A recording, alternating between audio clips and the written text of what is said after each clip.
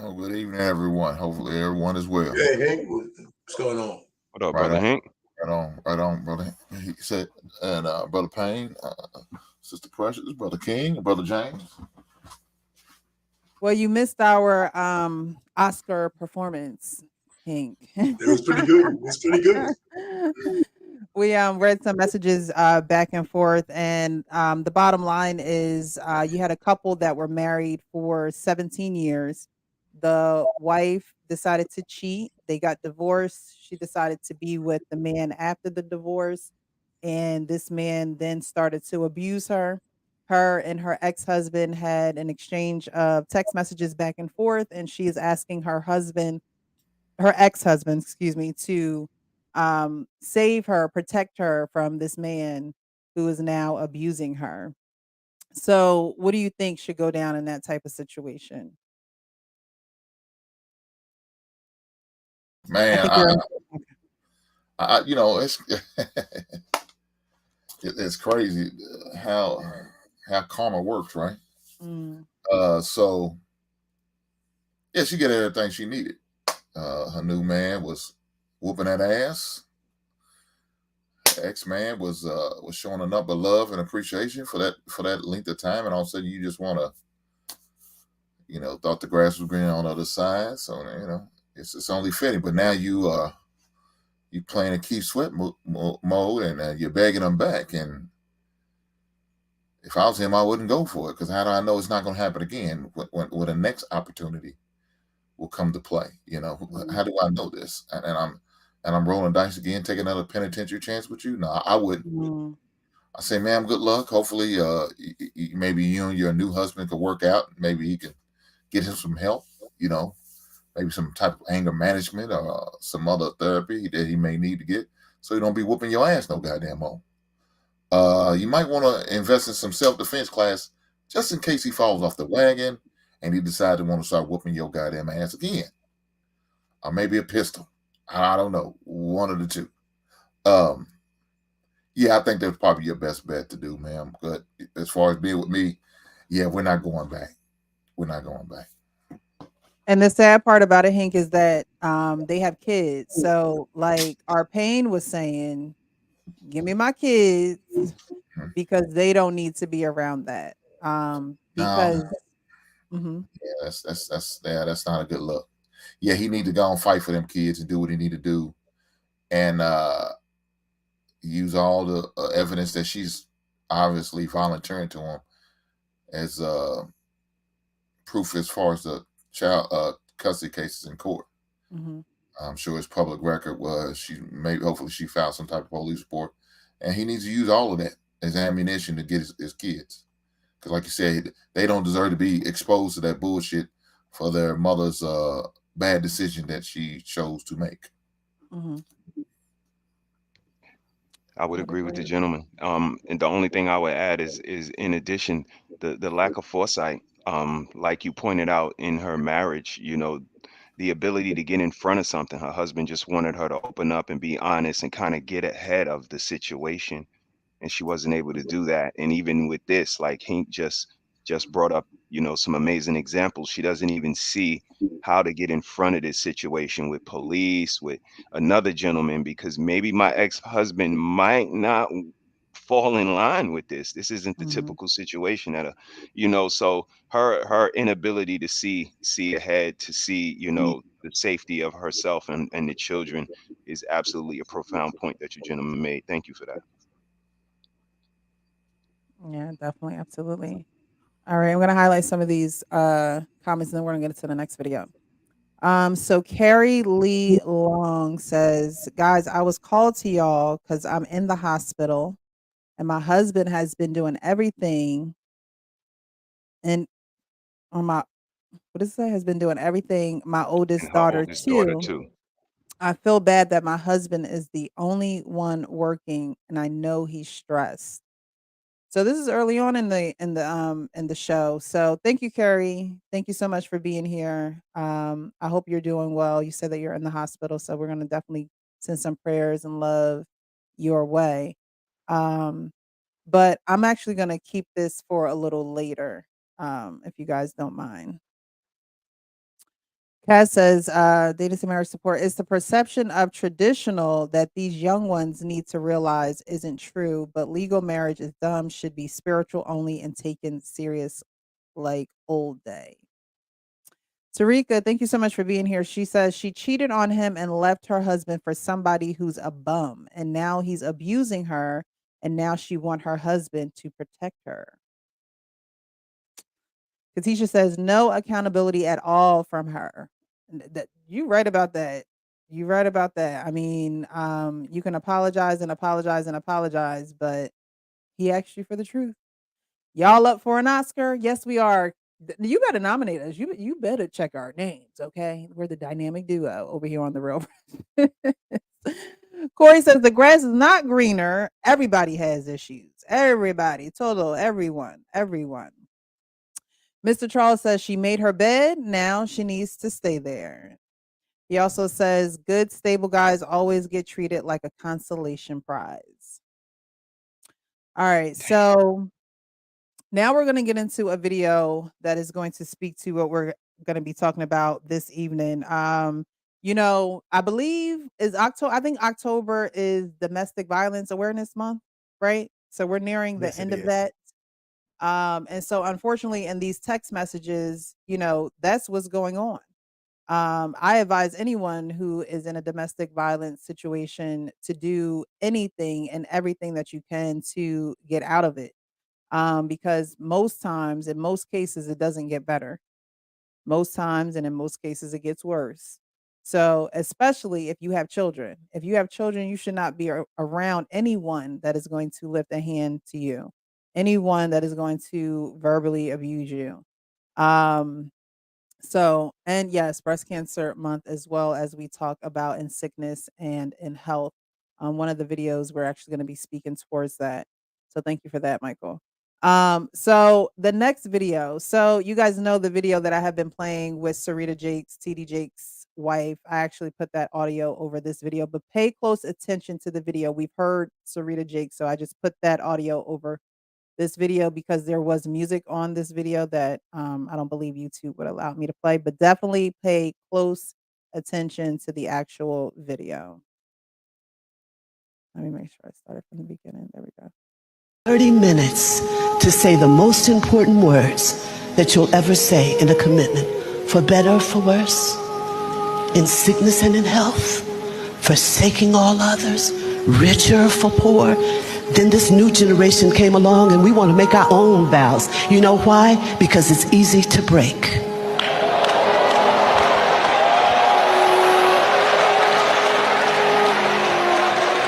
It's easy to say, when I saw you walking across the water in the middle of the night, shut up.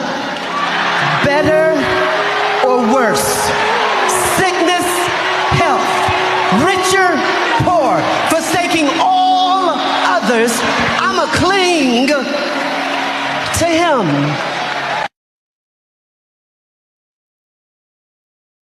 All right. So definitely wanted to play that video tonight for in sickness and in health. So what did you guys see in the video before I start to ask you these questions? Arpane, we'll go with you first. Devotion. A man to his wife. I thought it was a little girl in the beginning, but that was his wife, right? So Yeah. it's like he nursed her back to health. It was, you know, whatever other physical therapy that she had, he gave her love therapy, and he added the physical part in there. It looked like she was getting better, you know, and maybe she'll never go back to 100%, but it looked like she's getting more and more functional for herself. But I like that dedication. I mean, that epitomizes what that means. You know, after a certain point, you know, in your life, and I'm gonna leave it here, you'll realize that there's nowhere else to go. If you have a life partner, you might as well stick it out. You know, because even if you do leave, I don't know how you leave and not let the guilt rot you away. You know, so you might as well stick it out. Do the best you can. Thank you, James. I believe his character was on display, and the importance of family. I noticed every time he was doing something with his wife, his daughter was right there with him, right? So it was a unit, and he was teaching her from a young age, giving her instructions of how to stand by when she gets married, right? So a lot of times we like to tell our kids to do certain things, right? But we're not doing it, right? Stop cursing, and then they go, but we'll go in the other room and be cursing somebody out, So we have to make sure that even with my oldest son, right? I proposed to Lady Di with him right there, so he can see, how a man's supposed to do certain things. So we when we are learning these lessons or teaching our kids, we have to make sure we're showing them that the way that we would want them to see, and also not being so selfish. So I think that was an honorable thing that he did, and I think more people, we have to stick together, and because it happens. And I think a lot of times, the Most High can be testing us. Hey, if this happened, what would you do? Are you gonna stick by it? Are you gonna keep your vow that you promised? That you said to me, or are you gonna go do what the world is doing? So I think that was a great video. That was excellent. Thank you so much. All right, we'll jump over to Hank. For the from that video, it just reminds people how bad it could really be. It could possibly get, and that's what it's what that video is doing. Remind that, is that to the extreme? Yes, but it can't happen. These things are not like nobody's immune to these things. It could go either way. It could be your wife going through it, or it could be us as the men going through it. And so you hoping and praying that everything she said she was going to do, she's going to follow up and be there for you. You know what I'm saying? And that's all you can hope for.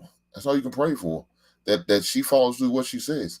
And she's probably doing the same thing with you. She's hoping, praying that you're going to be there for you to the very end, even all the way up to the death. Because we all going to meet that our time is, nobody's immune to it. Right. But you always want to have somebody to be beside you. I know on the show yesterday, the Sunday show, Mistaken shared with her that her husband has some health issues, complications, and she went to the hospital with him, and got up in the bed and said, I'm here for you. Shout out to her for doing it. Shout out for her for holding to her word. You know what I'm saying, that she did that. But she also thing she said was in there was how she was going through the hospital and seeing people they didn't have nobody with them. Alone. Yep. Yeah, just in there by themselves. And so that's the scary part, guys. You don't want to be in that situation where you don't have nobody there for you, a significant. It's one thing your kids come by, and that's nice, that's good, but they also have their own life. But you want that person that you chose to be your soulmate for the rest of your life there with you, to help you and encourage you, to uplift you through the struggling times, the challenging times that you're going through right now. Saying to uplift your spirits, because I'm sure being in that situation is very discouraging. It's a hard pill to swallow, especially a man who's always been on the go, strong, able to do damn near everything, carry the weight of the world like he was Atlas at times. But then all of a sudden you're at your most vulnerable point where you can't even feed yourself. I couldn't imagine. But you have situations like that. Are you going to have that woman? Are you going to have that man there for you to help you through and encourage you, say, letting you know it's going to be all right. I'm going to be here for you every day in this hospital. As long as you're here, I'm here. And I'm gonna do what I can to help you get back to the point where you're in a good place again, health wise, mentally wise, and emotional wise. So, all right, thanks so much for that. Actual King Smith, what do you think about that video? So, R. Payne said a word that's probably one of my top 5 favorite words: devotion. I absolutely love that word. I think that when you take the meaning of devotion, and when you see devotion between two people, Doesn't matter if it's, man to woman, husband to wife, brother to brother, mother to father. When you see devotion like you saw in that video, to me, that kind of stuff is inspiring. Not too long ago, there was a male boxer who got hit in the head, had some brain damage that affected his ability to care for himself. And I don't know if it was his girlfriend or his wife, but he had a lady with him that was there from the bed to him not being able to walk to during rehab, and over time he's been able to regain certain features or whatnot, but they had documented that.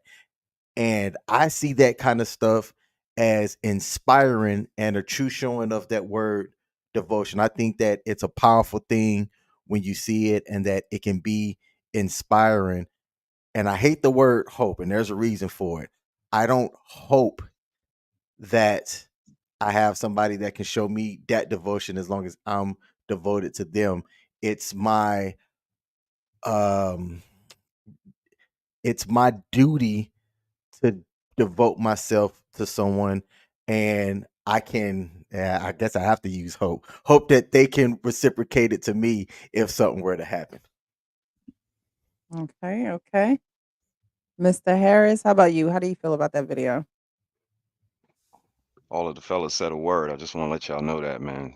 Yeah, Um, good. for me, that's the personification of the vows. I mean, that's what the vows look like. If you want to see them up close and personal. And like everybody said, but King Smith, I'll piggyback off of him. I think that's our inspiration, all of us as humans, to have another human that not only does that for you and displays that devotion, but don't mind. It's not Mhm. a problem. It's not a big deal. This is what I want to do for this person because they're amazing and they're my significant other. That's when the partnership comes in. This is why I don't want you to call me partner when we at a dinner party and you're describing our union, but please do call me a partner when it's time for physical therapy and getting you back to, what we can be a healthy and functioning relationship. You know, I appreciate this topic near and dear to me because we did this. This is what we do. My wife had a full hysterectomy, Presh. She's 47 years old.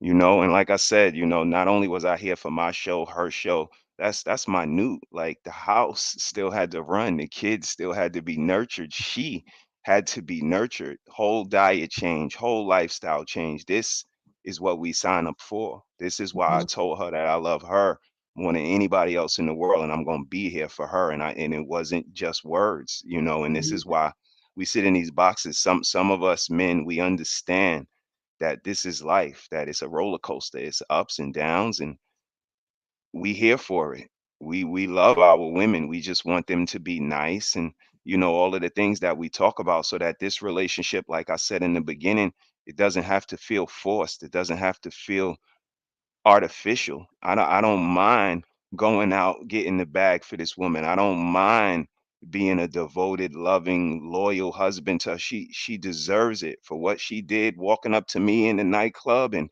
seeing the potential in me and curating my home and having my children and working when she needed to and now Mhm. homeschooling my child. Like all of the sacrifices she made, how can I weigh the scale and somebody outweighs her?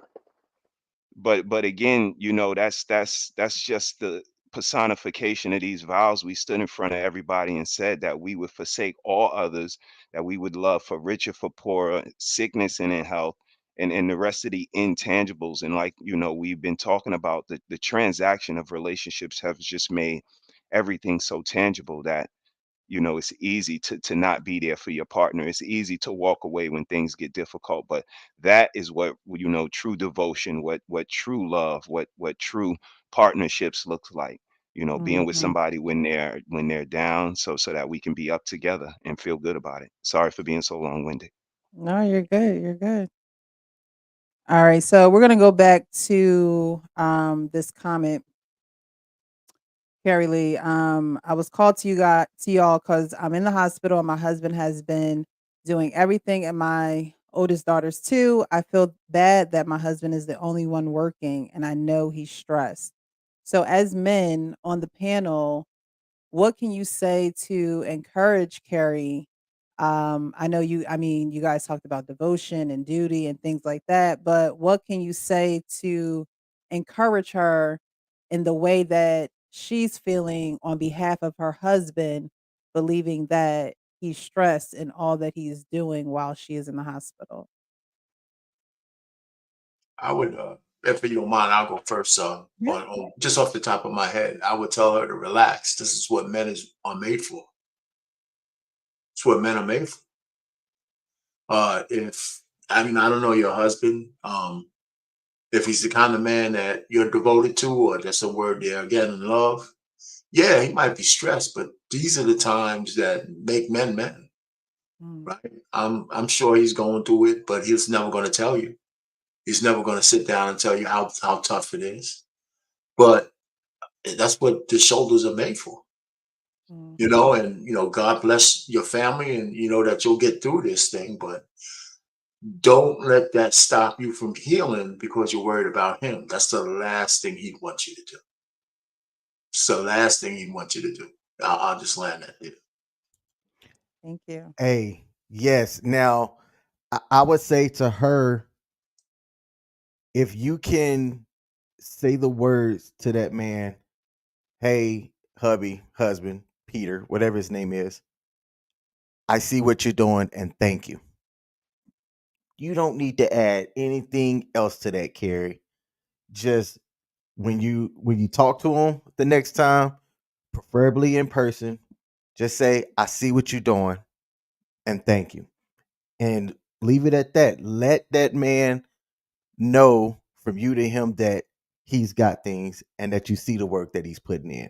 That right there is power enough. And then you take the time, take that stress away from you and allow yourself to heal. Yes, Thank indeed. you. I wouldn't disagree with that at all. I would agree with that wholeheartedly. Well wishes to you, speedy recovery, but they're absolutely right. Your speedy recovery is the most important thing, and recognizing his effort and contribution to the family would be amazing for him. Me, I'm gonna make this real quick. I'm a sports player, and every night you can't have an amazing night. And knowing that you have, a teammate that is able to, capable to pick up the slack and go above and beyond, take care of his share and yours for the temporary time being, kudos to him. And you allow yourself to heal and get back to your team so you guys can continue to win championships. Yeah, no, that's right. Anyone else want to speak to Carrie? I was going to add one thing because I agree with all what the brother said. I was actually wrote that down because a lot of times I be forgetting. But I honestly, with a situation like this, you have to make sure you level headed, and level minded. Anything you could do while you are in the hospital, right? You might have to put your hand down there or something. Just what I mean, just any little small thing that's showing you, hey, babe, I understand you. I can't do everything I used to, right? But I still know you got your needs and what I mean, I love you. So you can just, what I mean, touch them down there, what I mean, touch them up a little bit, what I mean, but what I mean, if you can, but what I mean, every little thing matters, right? And guys, we appreciate the effort and we appreciate the love. Just like when ladies, when that man goes the extra mile, y'all appreciate that too as well. So what I mean, just tell your husband like, hey, I love you, I love what you're doing. I know you stressed. I'm gonna get better. I'm gonna get back in the gym with you.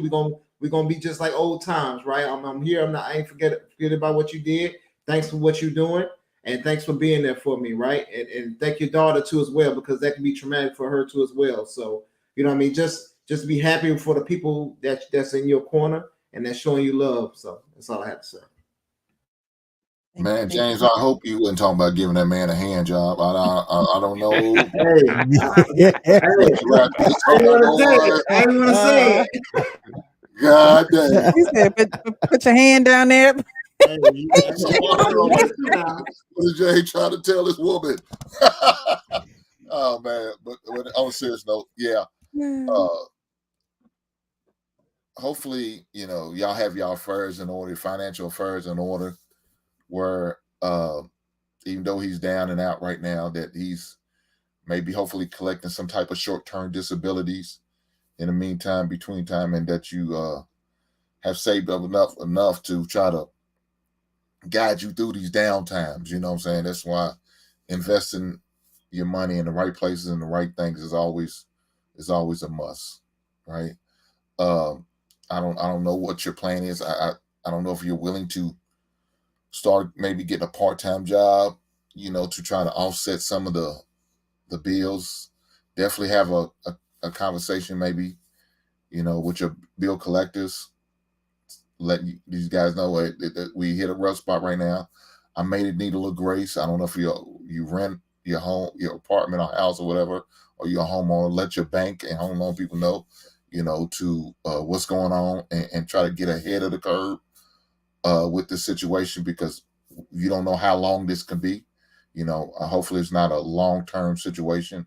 It's a short-term thing, but you still want to make sure you do those things and make sure you prepare properly for this type of situation. Hopefully y'all did. But if not, try to get ahead of it right now as soon as possible. And just to try to continue to encourage him, be there every day. If you can, maybe stay the night with him at the hospital. I don't know if you can do that because of kids. She's the one in the hospital. She's in the hospital, and her husband has been, pretty much doing everything to support Oh, her and her okay, daughter. Mhm. okay. I'm sorry. I misunderstood that. That's So, okay. my man, keep grinding. Same thing goes for you. So if you are still working, I'm sure you're stressed, and it can be stressful, especially if y'all have kids. Now you taking over maybe more of the duty that she was doing, and then let me tell you this: you're gonna learn to appreciate her even more so when them kids are getting on your goddamn nerves, and you can't watch the game in peace no more like you used to because the lady's not around. Hopefully Yeah. on Mother's Day you'll get a nice big fat gift and some flowers and some chocolate in a nice restaurant. But she's gonna make it through, I'm sure. Just make sure you're up there as much as possible. And like I said, if you don't have kids or young kids, if you're able to spend some nights up there with her, please do that. That will definitely encourage her, and that will definitely uplift her spirits. And let her know she's a great woman, and I'm looking forward to having you back home. You've been blessed in the hospital for this amount of time. I need for you to come back home and bless me, and to bless our children. And I want to continue to bless you by being here for you and encourage you with kind words, text messages, leaving her love notes, all those good things that you could possibly think of, my man. Definitely do that for her, and definitely continue with words of encouragement. I don't know if you're a believer or not. Definitely drop the scripture or two for her, if that's what your belief is. So just do what you can to be there for her and encourage and uplift her, and lift her spirits, and continue to press on, my man. Because I know that's your wife and you love her, but your kids also need you too, because they're gonna be stressed. They're gonna feel some type of way because they're not seeing their mommy anymore. Walk through them doors, or doing the daily things she's used to doing. All of a sudden, it's a different dynamic. So now you got to reassure them, as the father, you have to reassure them that it's going to be all right, and we're going to get through this as a family. So Thank you. Thank you for that, Hank. And thank you for actually speaking, to her husband too. It's something that she can show him, and hopefully it keeps him encouraged with being there for his wife in sickness and in health. So I didn't know that comment was going to come through, but that's why we do these things, right? Because I trust you guys. I trust your perspective. I trust your insight. You're in relationships, married, children. So you're on the front lines, you guys know. And so I definitely always appreciate you being up here, because I always say if you can help one person, that's just one more person. You don't always have to try to get to the multitude. If it gets to the multitude, great. But it's always that one person that really needs to hear from you, that really needs to hear a word that's going to speak to them. So I appreciate you guys, and I'm sure she will too. So thank you for that. All right, so we're going to get to some of these questions here. What does in sickness and in health mean to you personally in the context of your relationship? So we'll start with James. We'll start with you. Honestly, I think that's the no matter what happens, your leg amputated, It can be from mentally messed up. It can be even spiritually messed up, right? You know what I mean? And anything that you got going on, right? I'm gonna still be there with you, and I'm gonna try to make sure I be that light to get you back to what you need to be, right? Your health. So I think a lot of times in our society we always think about me rather than the family and the greater good, and we're not willing to sacrifice our needs to make sure that somebody else is good, right? So, and I think we got to start teaching our kids this at a young age, so when they do get older, they're already used to sacrificing. Just like last week when we was talking about different sports teams that we played on and stuff. I mean, you got to make sure that that's a great way for your the kids to learn too by playing sports. So it's a lot of different things, a lot of different avenues that you can learn this, but we got to make sure we start them off young, so when they get older, they're not spoiled brats. So. I agree. Arpine, we'll go over to you. What does in sickness and health mean to you personally in the context of your relationship?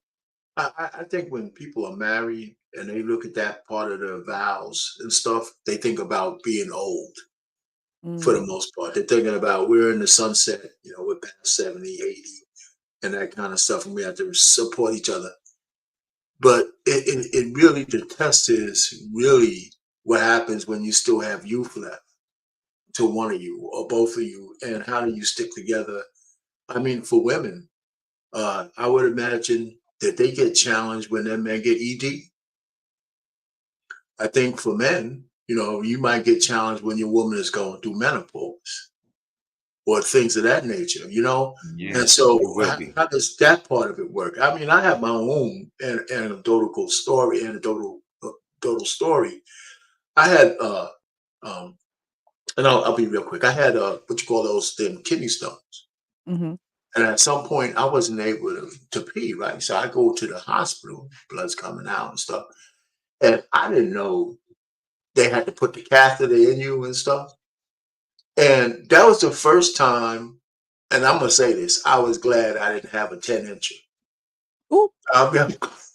Because they got to put that son of a gun all the way through there. I said, I said that to the nurses. I said, you know what? I never thought I'd say this. But this is the first time I'm glad I didn't have a 10-incher while they're shoving this thing in there, man. I'm saying, holy shit, right? So my hospital didn't have a urologist on staff. So I had to go home with a catheter on for 17 Lord days. have mercy. Oh my goodness. 17 days of hell. And my wife took care of everything like she was a trained nurse. And the only thing the nurse told me while you had the bag on, I didn't sleep for 17 days. The damn thing filled up with pee, right? So I had to go empty it. But the lady said, if you don't really clean the tip of this thing, be pus and all this stuff coming out of it. I said, wait a minute, what are you talking about? So I had to have like a Neosporin was my best friend. So I had to clean the shaft, put Neosporin on there every single day. My wife had the gauze. We had all that stuff, and she would take care of me, clean that stuff off, and I had to do the rest. And she never complained. She never was late. She still had to do some other stuff. And it was like, who is this woman?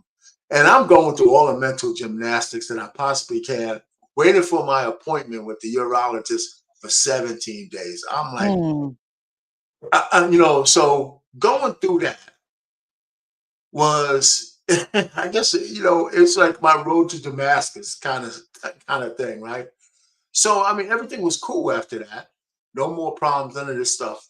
But man, it was unbelievable. What she had to do was I started concentrating on what she did more than the stuff I was going through. But let me tell you, if anybody can make 17 days act like it's like 100 years, you get something hanging from your Johnson for that long, and you get, it's just like there. I'm a new man. Oh, I know I'm a new man. Listen. If I'm taking care of that whole urologist, that whole thing down there, that's never. I mean, if it never happens to me again while I'm conscious, I'm be happy. You'll be all right.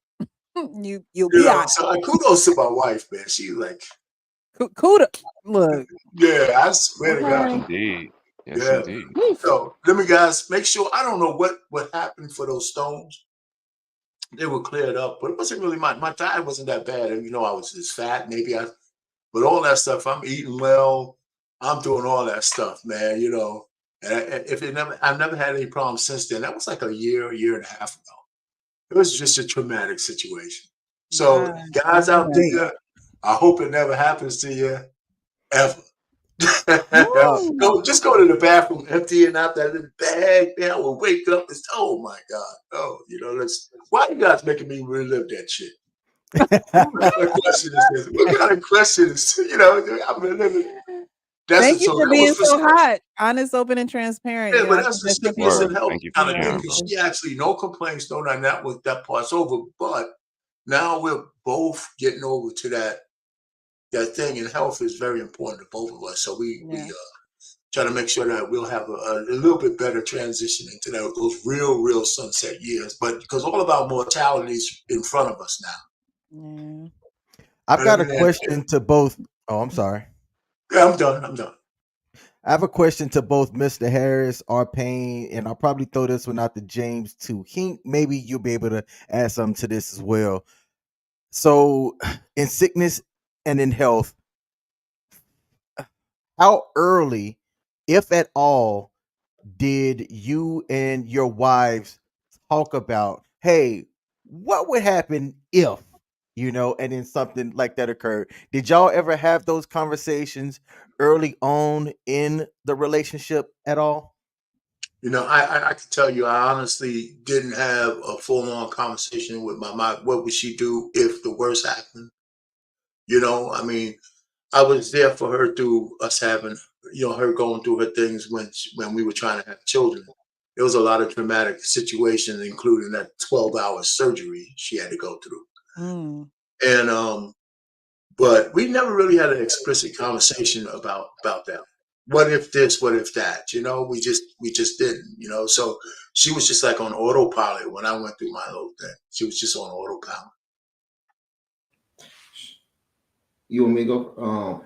Honestly, I it's expected. Like I already, me going into a relationship or into the marriage, that's not even much conversation we have, and that's kind of like if I'm going to get a job, it's like of course you're gonna get a job, you're gonna make sure you doing what you're supposed to do. So we didn't really, we didn't have no conversation like that because it's already understood that we getting married, we're gonna be together forever type of deal. So that's how I always looked at it, unless you cheat. But other than that, we good. Okay. First date. First date, King. Mrs. Harris, not me.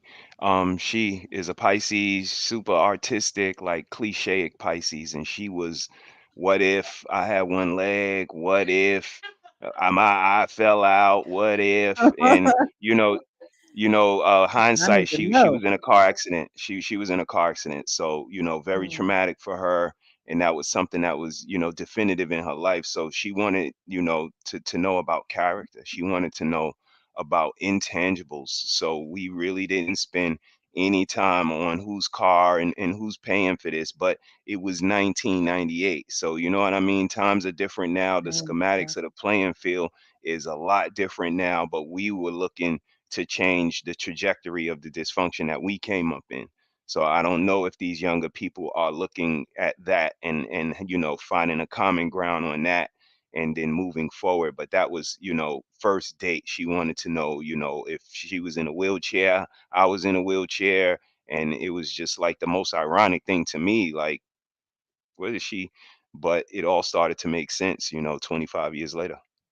And see, Mm. I like that. James saying that, it was something that was never brought up. To me, that's a little bit like not weird in a weird way, just off to me because I would like to know how this person would answer that. And because of what Mr. Harris says, like I think it'll help you kind of glean into that person's character a bit, understand how they can handle adversity for, and maybe not date one, but early on to see if, this could be somebody that you can rock with through to the end. Yeah. But only thing what my wife did, she was only thing she used to say to help me have that same mindset was she said she wanted to grow old together. So it wasn't that, you know what I mean, that it would have happened if I did this or what happened right there. It was like, hey, I can't wait till we grandparents and we rolling our wheelchairs next to each other. So it was more of those type of conversation, not like you know what I mean, like what would have happened if I got my leg amputated. Bet. So I know as far as for me, I mean, you know, if you have kids, you having a sample of what it could be, because that is a medical procedure, whether we believe it or not, Yeah. to have a child. So she's going to be down for a while. So she's going to be limited on what she can do, right? So us as the husbands, we need to our the man or whatever title that you got, we have to be there for them. That's a sample size of what it could be if things could go left or things could go bad. You know, that's a small sample size of what it could be.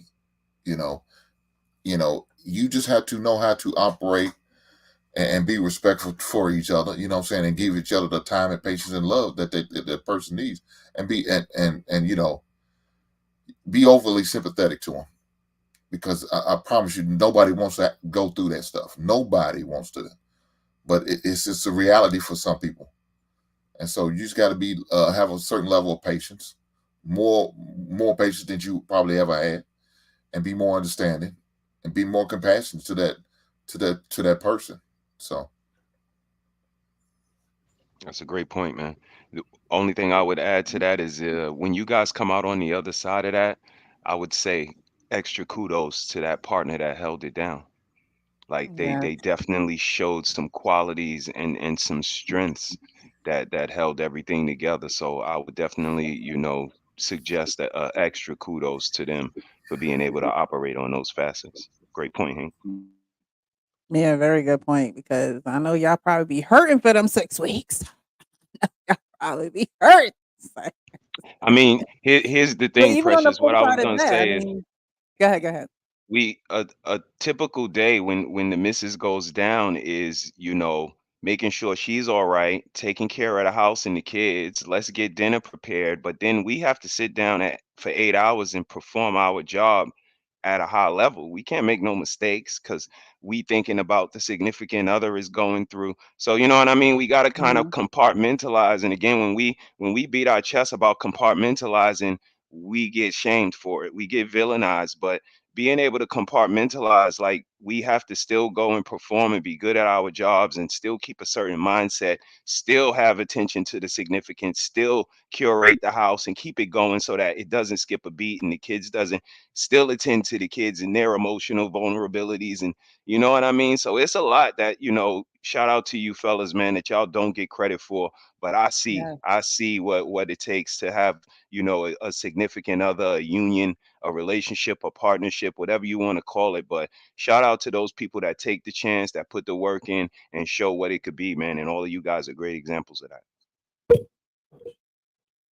Yes, yes, that's and Mrs. She says that was hard for him to go in the office to work while I was down for months, you know, up close in color, you know, when you are literally on the front lines knowing that your wife is hurting or in pain or down or had surgery, and you got to leave the house to still provide, still be in that mental space, compartmentalize, like you said, Mr. Harris. Women are not good at that at all. We're not. We're just not. So thank God for men who are, and that's why it is very important in who you choose to marry. Very important. Did everybody answer that first question? I think we got around to everyone. Alrighty. So a lot of these questions you guys have already answered. I do want to recognize Marcus. Marcus, thank you so much for the $2 super chat. He says, "Great panel, my people." Alrighty. So, and Hank kind of touched on this a little bit, but we'll have everybody go around and kind of answer it. How can you prepare as a couple for potential health challenges that may arise in the future? Um, I mean that's I didn't even know that you were about to ask that question, but that's why I brought that up. Mm-hmm. communicate that. Like I don't just sit around and think about doomsday scenarios all the time, but there are curiosity questions, especially when you're talking about bringing two people under the same roof and doing a life together. I think like question stuff like this here. Let's get deep. They ask these type of questions that get you to communicate those thoughts and think through them, and it gives you the opportunity to hear how the other person would potentially face some type of adversity, because it was somebody that said everybody has a plan until you get punched in the mouth. Like once something actually happens, it's a totally different story. But it's dope to see somebody follow through with what they said on something. If you've communicated it prior, you kind of planted that seed a little bit, y'all have had that conversation, and see if that person's actually going to follow through with what y'all communicated about prior. Okay. Great point, sir. Great point. I would just, piggyback off that. 2,000 questions. 2,000. Mm. There's nothing wrong with a good question. It starts a good conversation. And, Mhm. I hang my hat on being a sapiosexual. I'm attracted to a brain. I need a good conversation. I need, you know, hypotheticals. I need visionary shit. Like a visionary is an amazing person. They get to see the future, but they see it by themselves. Nobody else can kind of see it with them. So that's what I'm attracted to. And I think questions and conversations is what leads to that. So I think you definitely have to, like King said, communicate, ask those questions, ask follow-up questions, ask rabbit hole questions and that's how you know that connection is there. When lunch turns into dinner and dinner turns into breakfast, you guys have a great conversation and a great union. Work at that. All right. James? Also, you said the question was kind of like basically helping. Can you repeat the How question? Yeah. Yeah, no problem. How can you prepare as a couple for potential health challenges that may arise in the future? Okay, perfect. Yeah. So I think in today's time, we more concerned about the treatment rather than prevention. So Okay. we're in the information age, right? We can learn anything on YouTube. We can learn anything on Google and everything, right? But we kind of wait to the last minute. Hey, oh, I got this. I got this illness, rather than saying, oh, these herbs treat this. Or we have all the information. We can test things out. We have anything you want to know. We can learn it, right? So I think we gotta focus more on the prevention phase. So just like with my son, right? I see he has a eating problem, right? He always like to eat a lot of food and stuff like that. So I was like, hey, you gotta make sure you get it right, your right portions. I'm making him work out twice a day, just burn some of that energy. And every time his butt go to the south, boy, I swear he gained like 20, 30 pounds. But Ah, and then I had to come back up here and got to start everything over. But you know what I mean. But we gotta focus more on the prevention, just to help them out, teach them. And then now is when they're kids, they like, okay, once I have this, now I know where to go to get the information. You know what I mean? So I even teach them stuff like putting floors down. He'll watch me go to the video and find it, and then he'll go do it. So you know what I mean? We just got to be more in the aspect of prevention rather than trying to stop it when it's too late. Yeah.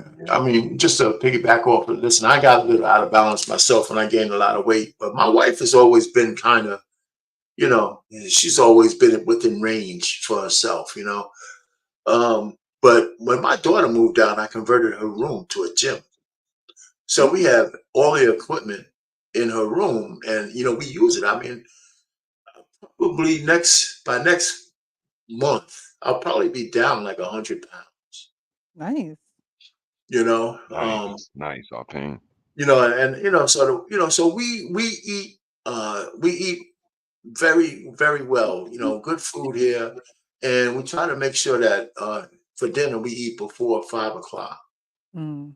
4 or 5 o'clock, and that's it. And then, We all knew that, Alpine. We knew that. You eat at like That's old 4:30. school right there. That's Yeah, old we school knew right that. there. Eat at Denny's, Having 4:30. that dinner before the sun go down. yeah, so we do that. So we have like a measured kind of thing. And on Sunday we always had like the vegetables and all that kind of stuff. So I cook on Sundays, but for the most part, we got it together. We have like a regimen for breakfast, and it's not food. I mean, we have a mix that we use, Mhm. and a plant-based mix, and then it sustains us through the day.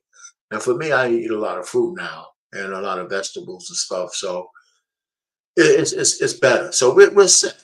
I said, and my oldest daughter was more like me, but she's pretty cool. But my youngest daughter, she never eats unless she's hungry.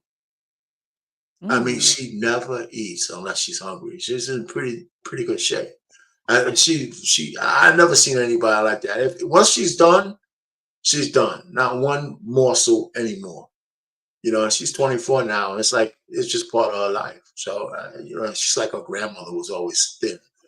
So that's good. I say, good for you. Mhm. Good for you. So I never Yeah. try to Let me ask change that. Payne, let me ask you a question. Would you say she eats to live and not lives to eat? Yeah, that's for sure. For sure. I mean, and it's not nothing I taught her. I can tell you that. Right? I can tell you that right now. I didn't teach her that. So she just got it, man. So I never try to disrupt that. So when she's at the table, when she's done. I said that's a good thing. That's a good thing. Yeah. So anyway, It's but definitely so fun. we're trying to be preventative because I'm 65. My wife is 62. And so we know we're going into those years, and where the best years are behind you, and we still want to have some pretty good years going forward. Yeah. So I got to catch up a little bit. And a lot of people, if you eat right, medicine and all that kind of stuff will keep you alive, and we want it to be productive. So Yeah. that's what we do. Thank you. Thank you. Pink, did you need me to ask the question again? Yes, Yeah. please. How can you prepare as a couple for potential health challenges that may arise in the future? Well, with me, I'm always making sure I invest, and I'm all for like emergency funds and all of that. I'm subscribed to the Dave Ramsey plan. I've done it for a long time, probably ever since Hmm. I got out of college. That's good. So I try to make sure I'm financially prepared because emotionally you could never prepare for some stuff like that, right? Yeah. You could say everything, you can never prepare for because you don't know what's coming. So how Right. can you really emotionally prepare? Now financially, you can kind of prepare for it, right? You can kind of you don't do certain things. You know what your house payment is or your rent is. You know what your car payment is if you still have it. You kind of have an idea what your basic necessity bills as far as how much you spend at groceries, on your lights and gas and water and all that. So you have an idea, so you can kind of plan for those type of things financially. But as far as emotionally, it's kind of tough, Yeah. especially when they hit you, with that news of possible cancer or something like that. It's going to hit you like a ton of bricks. Yeah. So as far as preparing for that, I can't. I don't know. Depending on your religion, your faith, if you're a believer, I guess you could definitely, pray about that and have that good conversation with the good Lord and with your family and friends. But as far as anything else, I don't know what else you could do. But make sure you are financially in a good place. I'm a man who's always going to sit there tell you, make sure you have a life insurance policy. Don't be selfish. Don't rely on selling fish dinners at the church on Saturday morning to bury your stinky ass. Don't do that. That's a selfish move to me. Doing a you know OnlyFans and try to sell do dance and activities or a Oh comedy my. show to bury you. Don't Wow. go fund me to do those things when you was living good going on these exotic trips, wearing that passport out. That could have been a year's worth of life insurance policy you could have had, but instead you chose to do that and just allow your kids to take the burden on, or maybe your wife if she's still around, or your husband, or just the opposite. you relying on your husband to do the take all the solo thing because y'all chose not to make the proper investments. So definitely make sure you're prepared financially in that type of way, doing those little things you could do. And even if you can't afford a big policy, afford enough just to bury your stanky ass. Mm-hmm. I know you maybe can't afford to $1 million policy. Okay, I understand. But if you could just get enough policy to bury you, or even go even cheaper, cremation. Don't worry about what Aunt Malona said. Talking about, I know I want to get a girl. Are you going to pay for this burial plot? Are you going to pay for this headstone? Auntie, You're not. auntie. You have no goddamn say so. We're going to cremate him. If you want some of the ashes, I'll put it in one of them red plastic cups you used to drink out of at the club, and you keep it goddamn moving. The red solo cup.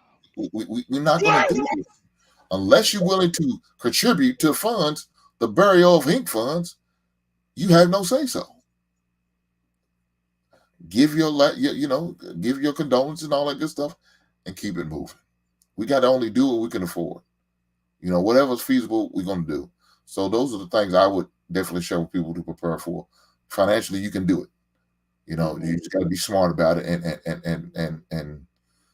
and financially literate in what you're doing. But as far as emotionally, yeah, that's kind of tough, man. Yeah. I definitely would definitely lean on family members and loved ones and each other. Yeah. I definitely Everybody would got a say, plan, you get punched in the mouth. yeah. Like the actual King Smith said, no one's sitting around worrying about doomsday. But things like a will, you definitely want to have that in place.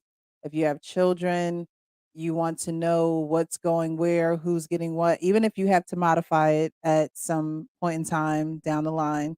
But at least have it. I remember in college we had I think it was called marriage and family class. And that was one of the things, can you write out your will, write out your wedding vows, write out, there was a couple of things that we had to write out in that class, but you're not a lot of people aren't educated on that. Your insurance plans, are you educated on, your insurance, your long-term, your short-term disability? Do you have copies of each other's insurance cards in case anything happens? You have that in your wallet or on your person, or in your important paperwork. Make sure your important paperwork is accessible. A lot of people be sticking that stuff underneath their mattresses. They don't have no real files. They don't have no, designated place that if something was to happen, you both know where to go for this information. This is not information that should be hidden from your spouse, because you are now one. So becoming one means we both know where to go to find certain important information. Yes, King. Do the men on this panel all have a will and a power of attorney? And do your wives or fiance for Hink know exactly where that stuff is located at? Yep. As far as and not only that though, let me say this. Yes, that is definitely something you definitely need to have. I do have a will, and the kids know what's expected. The lady know what expected. If I was to pass, or when I pass, like I said, when I pass, she everything goes to her. My kids will split my 457, my 401k, and my 457 Roth. So they will split that amongst them. But everything else she gets. But I also have an insurance policy. I got 3 in policies for each child will definitely get a settlement of their own too. So my daughter, my son, and my granddaughter are all entitled, or all got a policy that they will benefit from me. But now that's me going the extra mile and extreme. I wouldn't recommend everybody do it. Now, if you can afford to do it, do it. If you can afford to do it, do it. So then they not fighting and all that. Everybody's going to get what they get. So, but yeah, I definitely recommend it. I put all my passwords and information on a USB stick. She knows where it is and what she needs to do with it in case, I go down. But of course, she's already gonna have all the passwords anyway. There won't be nothing hidden. I'm all about one pot, so she's gonna have all access anyway, and she's the beneficiary to every account. So that's not going to be a problem with that. But she does, I do have a USB stick as far as the passwords and logons, and the reason I got that for my kids, just in case we both go at the same time for some reason, they have access to it. They know what they need to know, and then we go from there. Now, as far as my properties, the kids gonna have access to that. If my wife doesn't want it, then they're gonna have the first bid on it. So if they choose to keep it, maintain it, or need to live in it, they can, or they choose to sell it, they have that right. And it's just these are the kind of shows I think we probably have, maybe not this forum, but a forum about talking about this, because because I have something similar. It doesn't sound like I have all those kind of assets you got, but I did the same thing for my wife, my children. We kind of, I tried to set up quarterly meetings, but sometimes it's more like a couple of times a year, 2 or 3 times a year, where I talk to them. My kids know where everything's at. My wife knows where everything's at. And, we have some things that's based on a beneficiary and some things that's covered by the will. And there's a difference there. And we got to make sure that the distinction, if you have an account, 401ks, a lot of that stuff asks for a beneficiary, whereas a will is more like your properties and stuff like that, I believe. And I think your creditors can't get to your beneficiaries as much as they can get to the stuff that's in your will, if you have creditors at all. So those are the kind of little distinctions you got to make. So, yeah, so you got to be prepared. So, yeah, King, yeah, you got to do that. But I got an old head, man, rip me a new one because I didn't have that prepared. And when I was working, some of the old heads, I was up and coming. And he asked me, he said, well, you got a will, for your family and all that. My kids might have been around maybe 10 and 3 at the time. And I told him no. And by the time he finished ripping me a new one, I was in a lawyer's office before the week was out. Oh, that's right. And see, our pain, that's dope, because being in the service, they stressed it with us. And even though I've been out of the military since 2011, that was the kind of mentality and thinking that I started to do. So my daughter's 16 now. She understands about my policy and stuff like that, because just like you, I have a quarterly just talk with her to make sure that she understands and know where everything is at, and things like that. My parents, I have no idea if my mom or if my dad has anything. Not a clue. Don't know. They haven't talked, brought it up to me. But also, now that I think about it, as a result of this conversation, I'm gonna talk to my folks this week and be like, "Hey, so what's up? Should something happen? Like, how's everything looking like? You know what? I'm gonna put myself on mute because I'm gonna put this in my phone right now."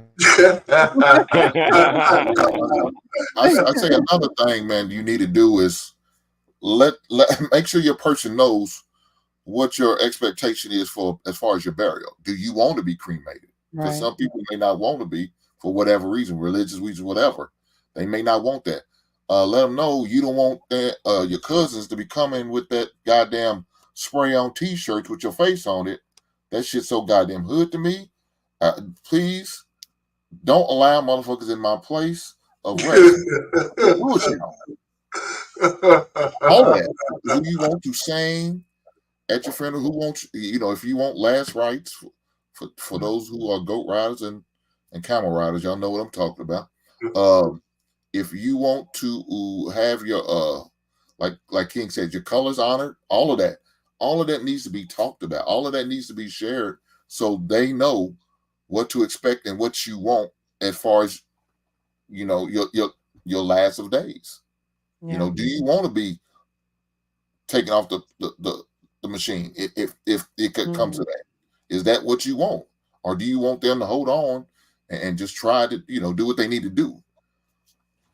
All of that needs to be known by your person. You don't want them to have to come to make decisions. Your older, your grown ass adult kids are fighting with your wife over some bullshit that should have already been handled No doubt. from the giddy up.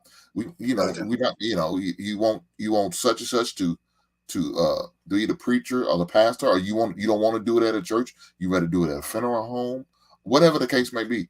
All of those details you need to have a discussion, talk about. I know it's kind of morbid. It is what it is. We're all going to face this situation, regardless of how strong or how powerful we think we are. Death is going to come upon us one day. You got to prepare. You got to have those uncomfortable conversations, and just be real quick. And I would caution people to make sure you don't try to do it yourself, because you don't know all the questions you need to ask yourself. So you might have to throw out a couple of dollars for somebody's profession. I don't know if you did that, Hank, if you know a lot, but most people don't know the right questions to ask themselves. So I tell people just go to a lawyer and find one. It's not going to cost you an arm and a leg to be asked the right questions to put in a will, a trust, or whatever it is. Just the way you do it professionally and get it out the way. Because legal Zoom and all that kind of stuff is good, but if you don't know the right questions to ask, you're gonna miss them. I was going to add, so me being in the military, right? So like Ashley King Smith said, this is always stress to us, right? So, and I'm also about to renew mines. And another thing with my mom understood how important this was too as well. So she gave me her will too, because after my stepdad passed. So a lot of times if somebody passes away or something like that, now they're like, all right, well you gonna be the next in line. So she made sure I had the will, and I made her tell like my other brothers, like, hey, this is what we getting. You getting this, because once she died, I don't want them saying, oh no, it's unfair. I wanted this and she gave me this and blah blah blah. And because I'm the type of person like, hey, I'm not going to argue about some stuff, right? You can just have it. It's not no big deal, But I want true to make colors sure come out when during death and birth. It really does, and a lot of people don't have their affairs in order, and then you have siblings fighting. You don't know what to do with the land. You don't know what to do with the house. So it's very important.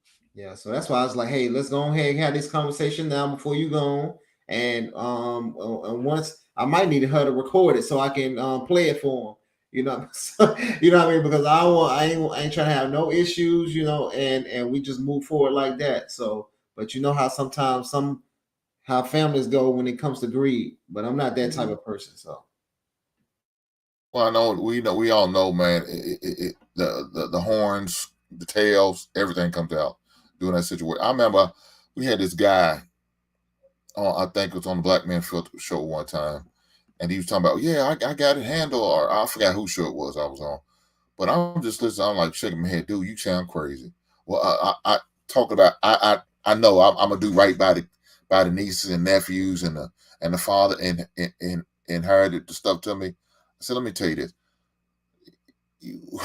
You say that now and just because that money ain't came your way. But once that money came your way, you think you really gonna really share all this money that you inherited, that you entitled to, but your father just gave it to you to see just on how you want to split it? No. See, now the burden's off him. He gone, he dead and gone, he moved on. He ain't gotta worry about it no more. He ain't gonna have no more stress, no worries. Because now you got to deal with that shit. And you don't think family fall out. We talking about we close. Yeah. You close until it comes to that money. You close to it to them assets. You close to it comes to that property or them investments that they no longer are entitled to. I feel like they should have some say so in it. Yeah, you close in. But once they come out, all of a sudden, man, they don't realize you, my brother. You ain't shit. We ain't blood no more. It's about that paper. They don't see you. And I didn't watch family members fall out and no longer have nothing to do with each other because of inheritance. Facts. Now, this panel is interesting, as it's entitled In Sickness and in Health.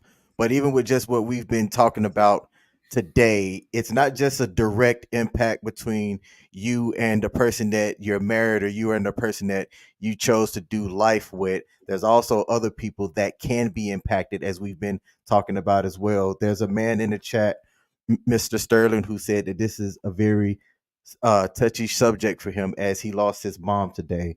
So I wanted to take the time to tell you that I'm truly sorry for your loss there, Mr. Sterling. And these conversations and topics and things like this highlight, just as important as it is to understand the things between you and your wife, or you and your girlfriend or fiance or whatnot. There's still an additional element of you and your parents and how things can be, or you and your wife's parents and how things can be, and how you support each other and things through those trying times. Absolutely. Yes. Absolutely. So sorry for your loss, Mr. Sterling. Um, I would like to welcome you to a club that none of us wanted to be a part of. I lost my mom when I was 9 years old, and it was a eye-opening, very surreal experience for me. So again, so sorry for your loss, and we hope that this stream helps. My answer to your question, yeah, things are in order over here. Mrs. Harris is the next in line in the hierarchy, and again, we don't say these things to be insensitive. This is what it is. Like, Mrs. Harris is next in the hierarchy. Everything goes to her, and then she dispenses it as she sees to the underlings that are next in the hierarchy. And that's because I wanted to make an honest woman out of her. I heard the cliche all my life, but it rings true. I don't want her to have any pushback, any argument. She got all the passcodes. She got all of the necessary things to, like I told her, liquidate as soon as you can, everything you can, so that you already have a nest egg, so that you don't got to jump through all of the hoops and the circles you're gonna have to do when it's time to produce legal paperwork and so on and so forth. So I think that when we talk about sickness and in health, we not only talked about that, we talked about her next partner. Oh, It's gonna wow. be a stranger. Like, so now you got to go through the carousel again and start to get to know a stranger that may do you wrong, and or maybe you might want to pick one of my friends, one of my honorable, upstanding people who I'm familiar with. That, listen, it is what it is. I'm not here no more. But again, these are the conversations that we have. We go down the rabbit hole because death is guaranteed. It's the only thing guaranteed. But Mm, this is what I'm gonna land my plane on. I lost one of my best friends about 2 months ago. Still, it's still killing me to this day. I miss you, bro. Two L's up. mm, Rest in peace, Dirty Face. But when me and my wife went there, she told my friends, I ain't doing shit for y'all. I'm gonna be honest with y'all. I am not getting this big get together so y'all could come by and drink and smoke and yuck it up. What about me? Who gonna come lay in the bed and hold me? Because mm, I've been in a relationship for 20 years with this. Like, we so selfish. We care about the wedding, we care about the funeral, we care about putting on this show and acquiescing to so many other people. But that's not really what it's about. It's about the legacy that we leave. And again, I think this is why the younger people, they bulletproof themselves from relationships, because I've been with the missus 25 years. I can't imagine one of us leaving before the other one. We still gotta keep the legacy going. We still gotta keep the businesses going. We still gotta, while the other person is in the dirt, they in the ground. And again, maybe mm. I'm able to process this and talk about this because I was next to my mother when she took her last breath at 9 years old. Never had my father in my life a day. So I had to understand that this unconditional love that everybody else get is gone for me. If I want it, I gotta create that. I gotta make a family and to get that again. So, again, it's a unique situation, but sickness and in health is something that's guaranteed. We're gonna have those good times, those bad times, those healthy moments, and those moments that we're in sickness. But I think you guys ring true to everything y'all said today. Medicine is in our kitchen. It's not in no hospital. Medicine is in our diet. Medicine is in prevention and not reacting to sickness. So, Yeah. kudos to you, gentlemen, for the information that you guys are dispensing today. I love coming here. And thank you for having me, Presh. Sorry for being so Of course. long-winded. Yeah, You let me. guys, you're good. Can I add one thing though? Yeah. It's funny that you was talking about that, Mr. E said, because what I envision with my wife, right, is this for us being at the age we are. I'm thinking when I start thinking about my grandparents and some of the folks who lived in the late 80s and early 90s, you start to think that when one goes, it's not uncommon for the other one to go months after, 6 months Mhm. after. And it's kind of funny. I think what happens is that the touch of the other person is missing, and there's nothing that can replace that at that Mm. age, right? And so some of the things that you used to be able to fight off, there's no reason to fight them anymore, right? And I think that's some of it. I mean, there's probably a psychology about it because I've seen it happen more, and I think almost everybody's aware of that kind of stuff happening to elderly people. And if I had to choose, that's the kind of way I'd like to go out with my wife, right? We're close, and it's kind of funny because me and her together, and I talked to her. She says one of the best things that I have now with you is that we always want to hold hands. When my wife comes to see me, she always puts her head on my shoulder, grab my hands up, we're walking, everything. She says, I just like to, you touching me. And I tell her, listen, I always feel better when you're in the room. No matter what's going on, when you're there, I feel better. And it's like an intangible. It's like a real intangible. And I can't really explain it. It's just like a spirit. And one of the things I give it credit to, I'm going to land it here, is because we didn't allow our children to come between us. We are Mm. not strangers from each other now that our kids are grown and going their own way. We look towards the empty nest with just her and me together, and we're not strangers from each other. And that's why I tell young folks when you have children, it's very important not to let your children become the center of your household. The relationship always has to come first. So Yeah. that's one of those kind of things. Some kids I'll gonna land get it have there. their own life. They're gonna Well said, start sir. their Well own said. life, and you're still gonna need each other. All right, so I'm gonna play this next video, and then maybe ask another one or two questions because y'all on it tonight. I mean, y'all in my notes. I mean, y'all are covering all the bases. So, but I'm gonna play this one video. Luther was singing in the background. Y'all know how YouTube they Uh, not forgiving. They don't want us playing Luther. Um, but I'm gonna play it and then I'm gonna read the caption that was actually underneath of the video as it plays. You're gonna see a husband walking in, presenting his wife with flowers and chocolate because it is their anniversary. Okay, so it says 42 years down, a lifetime to go. Yes, I am Bella writes, cancer sucks. Happy anniversary to my parents. 42 years. As many of you know that both of my parents battle with cancer. However, my father's cancer has been a rough one for us all. As much as I tried to keep it private, this is my reality, and it's been a journey and hard to admit. My father is my hero and best friend. Every girl needs her father. My mother thought he forgot about their anniversary because he's in severe pain most days and can't do much. But he surprised her. Together, we have it all. I'm so thankful for my parents. We grew up poor and didn't know it because of the love we had growing up. They got married at 18 years old and had all five of us at 26. Mom and dad, we appreciate the sacrifices and giving up so much for us. This is what you call love. And so she thought that he forgot about her anniversary, yet he was in pain and still made the effort to come and see his wife and the mother of his children.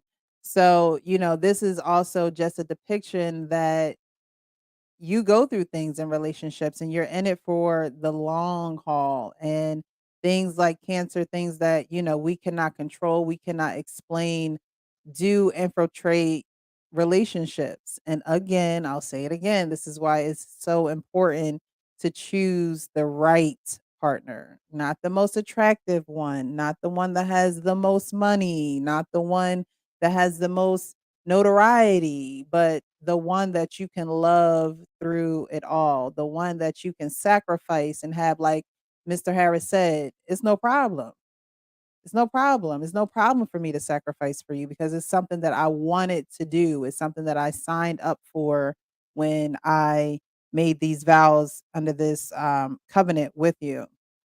So, I know that there was no music or anything on that video, but have you guys ever dealt with, any type of and you guys have given, any health scares or anything that you have dealt with in your family, but have you ever seen anyone actually deal with someone who had cancer? Because I couldn't imagine. I couldn't imagine, just the mental instability that you have when dealing with something like that and not knowing. And I know Hank was saying, if you're a believer and do what you believe and prayers and scriptures and things of that nature, but sometimes when you in that situation, you don't even think God listening to you. You don't even think God is hearing you. You think God is forsaking you. So have you guys ever experienced anything like that, either with a loved one, a mother, a father, or someone close, or even in your relationships where you had to be there and witness that? Sure. Sure. I mean, cats and other, you have a big enough family, you have these kind of stories. Right. And I'll be real quick. There was 20 of us born to, as first cousins, brother and sister in that line of generation in our family. And it took 47 years before the first one passed away. And just recently, last year, my cousin, he just turned like 52 or 53, he died of cancer. Mhm. But he was one of the most popular cousins we had. Everybody loved him. What the family did, and I thought this was unique, we had a family reunion a week.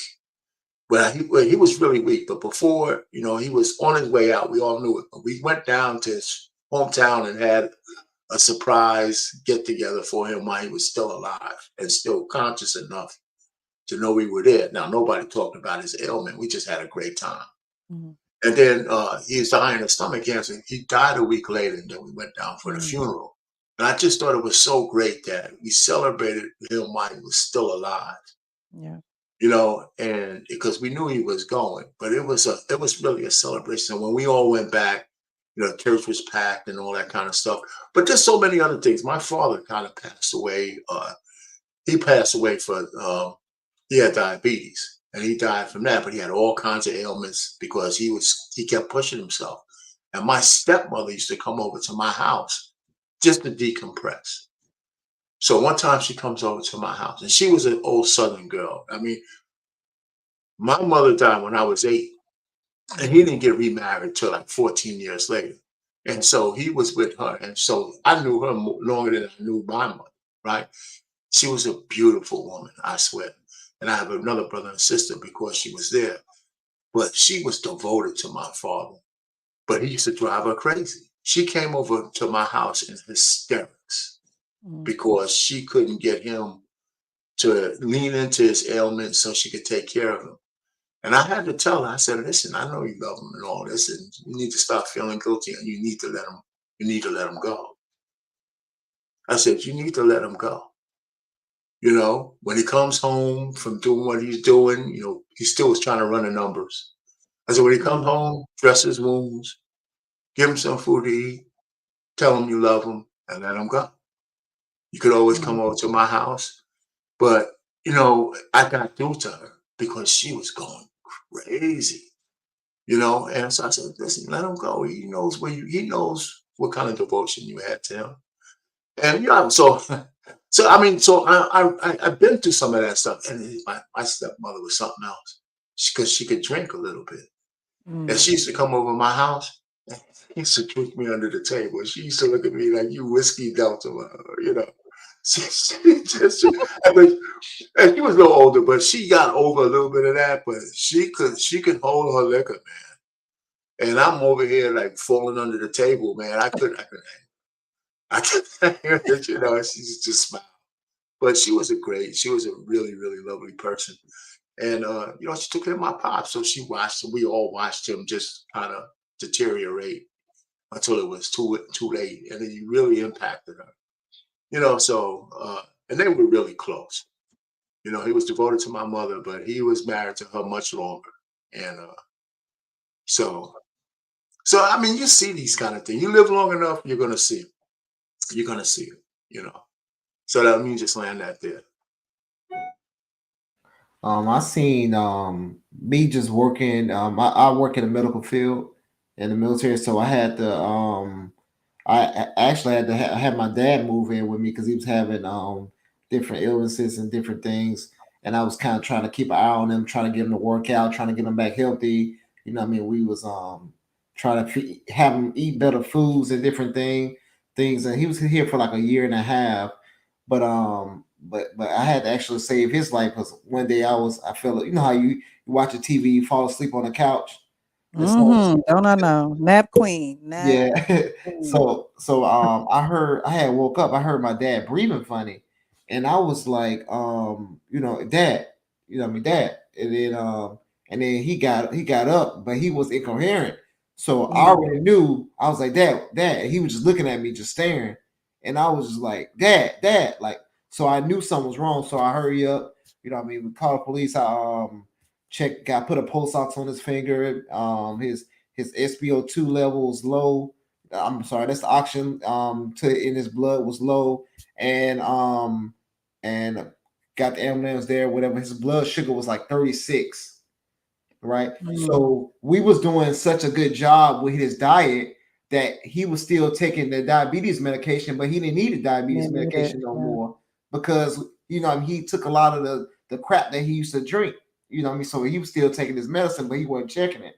So they had to give him a whole bunch of sugar to kind of, get him back right and stuff like that. And he started after that, so he didn't have to take the diabetes medication no more. And then later on, he ended up leaving and going back to Alabama because he was kind of embarrassed, whatever. But it was some other issues that he got going on, but he had to leave. But now he's on dialysis, so it's a lot of different things that I'm kind of like seeing, dealing with that. Man, I've been I worked in the ER before. I had the saddest thing to watch is a baby die in your arms, and that stuff you'll never forget. And just doing different things like that, and even with my stepdad, I watched him take his last breath. So, and he was there since I was 3 years old. So it's it's a lot of those different things that's kind of weighs on you, especially in the industry that I work in. But yeah, it was kind of some of the things that happened to me. Okay.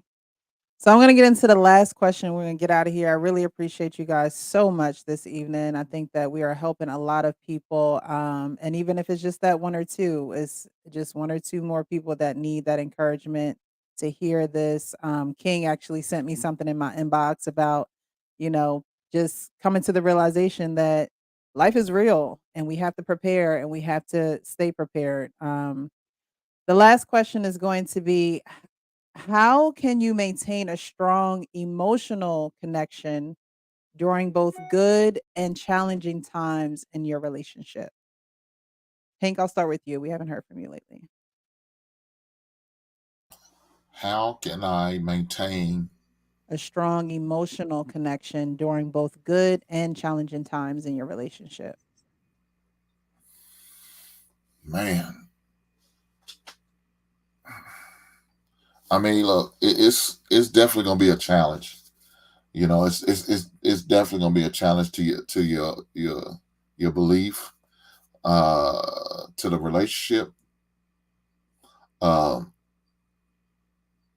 but I would definitely have conversations with family members that are dealing with the struggle of a loss of a loved one, who is dealing with a family member who's may been through some illness, and how do how do you maneuver?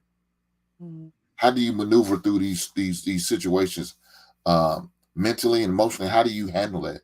Financially, how do you handle these things? Because it's man, it's definitely going to have to be a conversation that has to be had, And I feel like as soon as possible as you can have it with your significant other, the better. So y'all could both maybe, come up with some type of game plan on how to deal with it. I don't know what else to say, man. Just definitely rely on friends and family, man, who've definitely experienced those type of situations.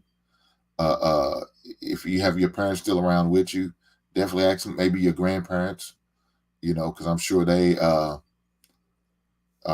definitely been through some ups and downs, especially as far as health wise and everything. If you have the opportunity, maybe in a hospital they have some outreach programs that you could probably involve yourself in to know how to deal with certain situations. And I didn't get to speak on the last one. I'm sorry, I didn't. I was I'm looking sorry. up. But I did have to deal with my great grandfather who had colon cancer. And that was a challenging thing, right? That was a challenging thing. I stayed with them because I wanted to make sure they'd be all right, and and to help them, maintain, some sense of normalcy, but at the same time be there just in case I need to be there for whatever reason. So, one of the things I was very disappointed my grandfather about was not sharing with us that he did have colon cancer sooner. Mhm. And maybe we could have prevented some things or could have addressed it sooner. Maybe, he wouldn't have passed as soon as he did. We could have had a few more years to be blessed with him, but he didn't share that. He's one of those prideful black men who don't believe in going to the doctor. He's of that era, right? I don't trust him because of what they done to us. So, one time I was taken to one of his appointments, and unfortunately we didn't make it because he had an accident. When you're dealing with colon cancer, you don't have no feeling down there. You're numb. So you don't know if you have to go to the bathroom or not when you got to, take a bowel movement. Don't want to be as graphic as my man R. Payne, but yeah, you have little to no feeling down there. So he didn't know he had to go, and so he had an accident in my car, and I had to just deal with it. I got him in the house, got him in the shower. While he was in the shower, taking care of his, wash himself up. I got to go out there and clean my car up. And unfortunately deal with that until I was able to get it detailed and deal. And it's kind of humbling to him because he's apologized. I said, no, don't worry about that. That's irrelevant. At the end of the day, it's about making sure you good and you in a good place. I mean, it was to the point where he liked to hang downstairs. He's one of those old school dudes. He had a CB radio, right? And that was his way of communicating. He would talk to the truckers and do all that. So he would just stay downstairs. He had a little couch bed downstairs he stayed on, and he had a bucket down there that he would use and stay down there. And he would sit on it 80% of the time because he never know when he had to go to the bathroom. And he didn't, he knew he probably couldn't make it upstairs to go to the bathroom. So that was his bathroom. And there'd be times I had to, empty the bucket full of what, and wash it out, clean it out, deal with it, and keep it moving. Hey, Hink, during that time that you just talked about, did you have a wife then, or was it just you? No, I was just me. It was just you? Okay. Matter of fact, I was fresh out of college. Fresh out of college, substitute teaching at the time. Had to take some time off to deal with that. So yeah, financially, it set me back about a year because I was off pretty much a whole year. You collecting unemployment, but we all know unemployment's not a lot, right? So dealing with that, make sure he's good because I knew my mom couldn't do it, my aunt could do it because they was working their full-time jobs and they had their family. I mean, my brother still had to be taken care of because he was still in he's about to graduate. He was senior in high school that year. And so she had to maintain him. And my aunt and my little cousin, she was young. I think she was probably in her teens. So I wouldn't want to put all that burden on them. So I had the time. Financially, I really couldn't afford to do it, but I was willing to do it. and I did what I had to do, and it was stressful.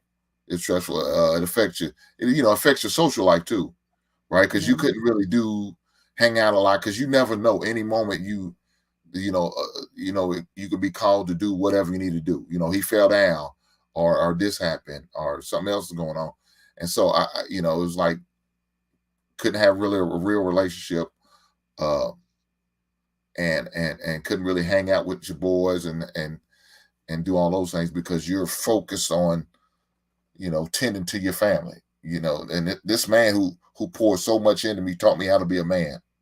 So it was a must that I give back to the man to help raise me to the point where I am. You know what I'm saying? So I didn't. It wasn't even an option for me. It wasn't even. Now I think about it. No, what do I need to do? You know what I'm saying? Can I afford to do this? Are y'all willing to help me? So fortunately, I didn't have a lot of overhead, no student loans. I was on scholarship, so that wasn't a problem.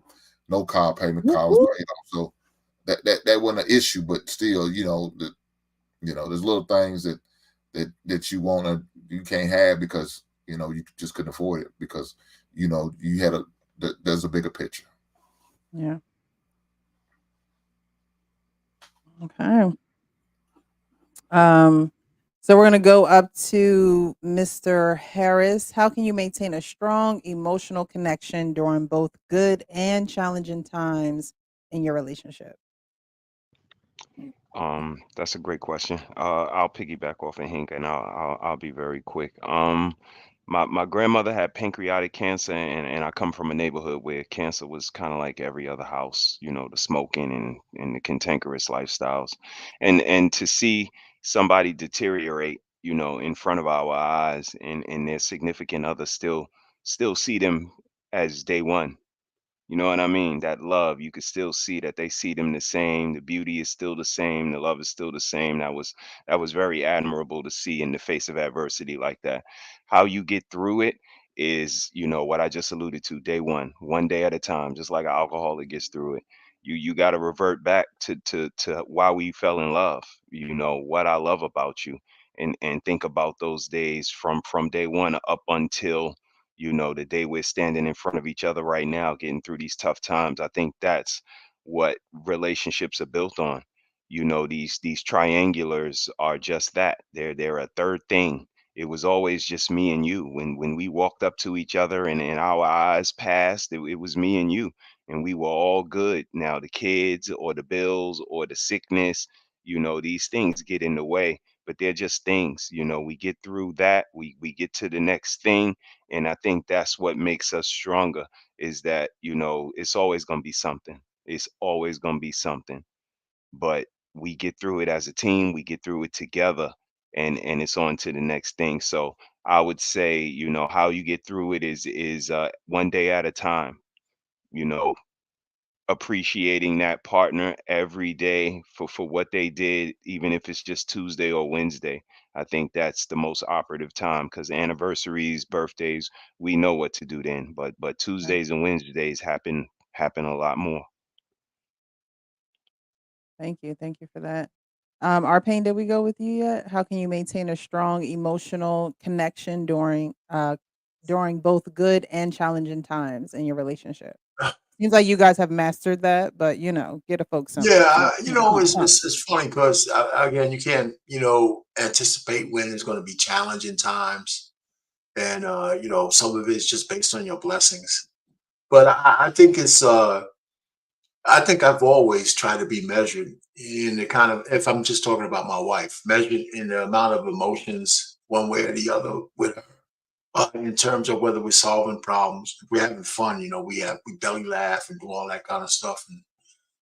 But the only kind of real trying times I think I had for her was with her that I really, really had was when her mother was passing away. She was the only child for her mother and her Mm, father. Right, her father had other kids, but she grew up by herself, so she had that I guess single kid kind of syndrome from time to time. But she only was close to child. her mom, and so she had to have that uncomfortable conversation with her mother. And at the end, her mother was, in and out of, the hospital because she was kind of real brittle with arthritis. Mhm. And so I know I had to support her because that was always on her mind. With taking care of her mother while we had the kids. They were younger and became teenagers. So I had to give her the emotional support. And I remember when we got the call when her mother passed away because I answered the phone. And as soon as she was in hospice, as soon as they said they wanted to talk, I just knew the deal. So I give her the phone, and then she went into a silent cry. Right. So and at those times you don't say anything, you just hold a person. Yeah. I just held her. I just held her, and then after that, I helped her take care of the business that needed to be taken care of. But she was emotionally prepared, and I had to just be strong enough to let her know everything else around her was taken care of. And that's just how it went, And you had your tears, we had the funeral, we had the burial, we had all that kind of stuff for her mother. Her father had passed away. Same thing with her father. Her father paid for our wedding, and I always tell people this. I think I'd be a better man if he would have lived. He died a month after our wedding.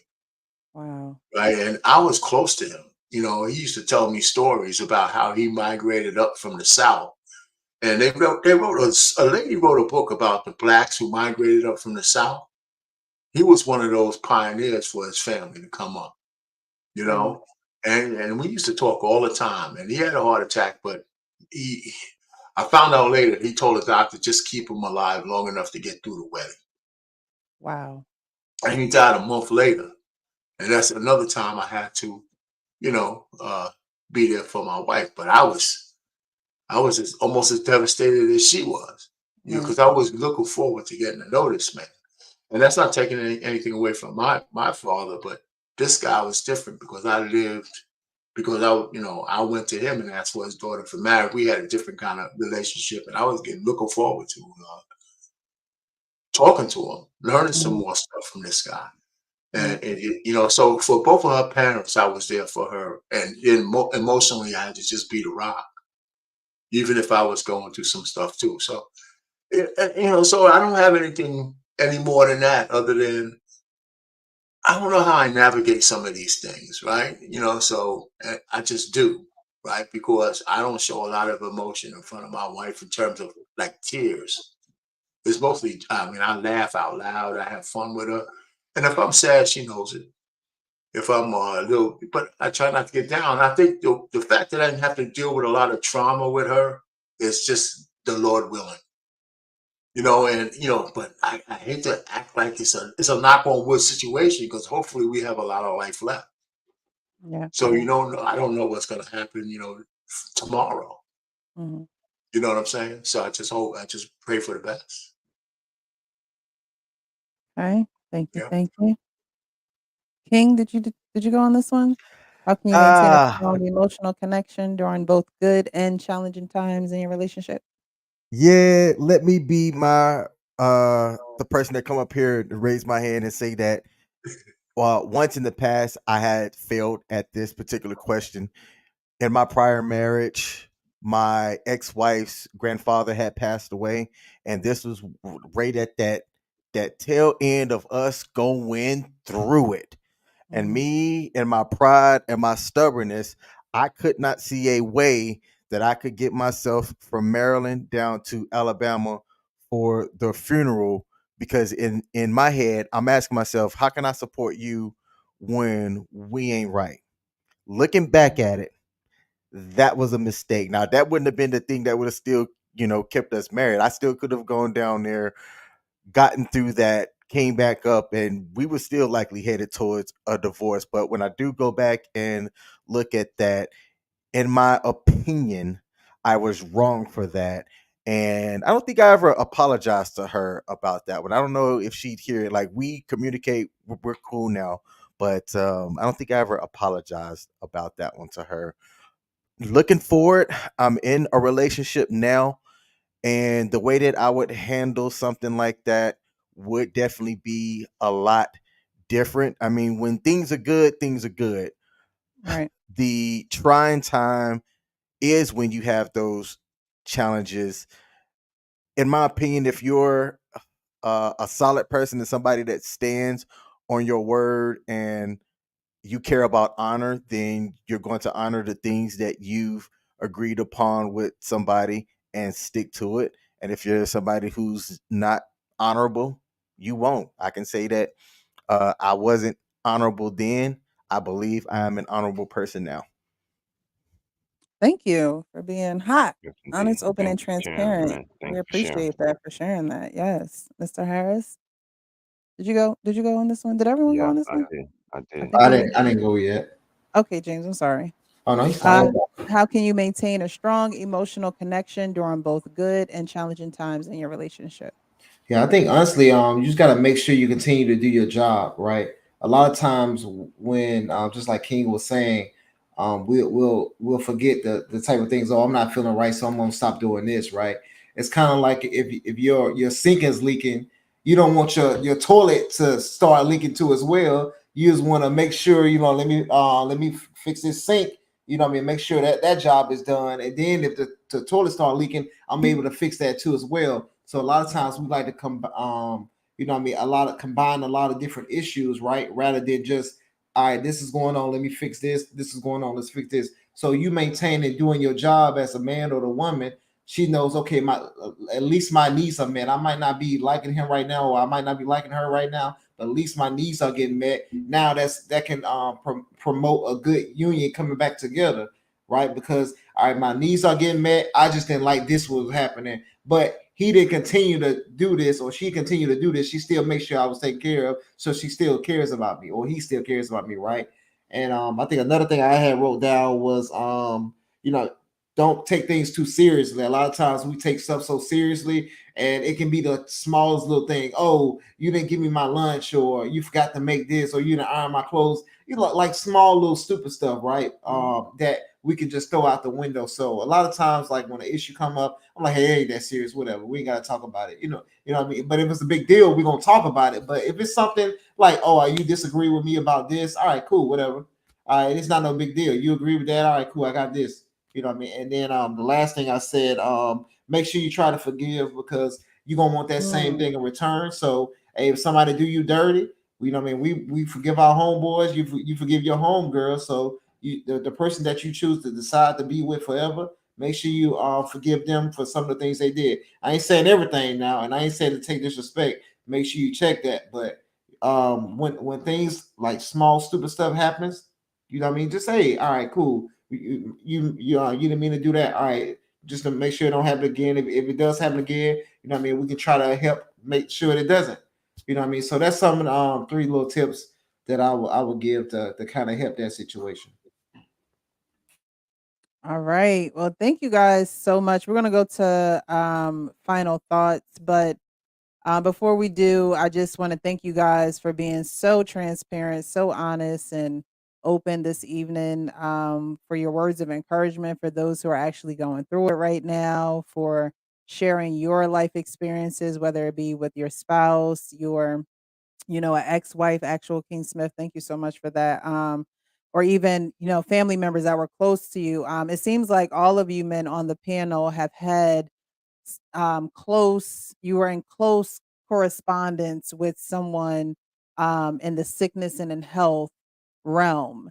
And so you have experience there. You have what they call skin in the game, right? And so now you're married, whether it was with your spouse or a family member, but now that you're married and your relationships and your newfound loves that's going to the road of marriages, you know what it's like to have a duty, or what it's like to be dedicated to someone in sickness and in health. So I'm really glad that we went over this, Val, this evening, because you guys, you stepped up, you uh were hot, honest, open, and transparent. And I think you really did do the show justice. And so we're just going to go around. We'll start from James. We'll go over to our Pink, Mr. He said, or Mr. Harris, and then we'll end with King, with you guys' final thoughts for this evening in this show.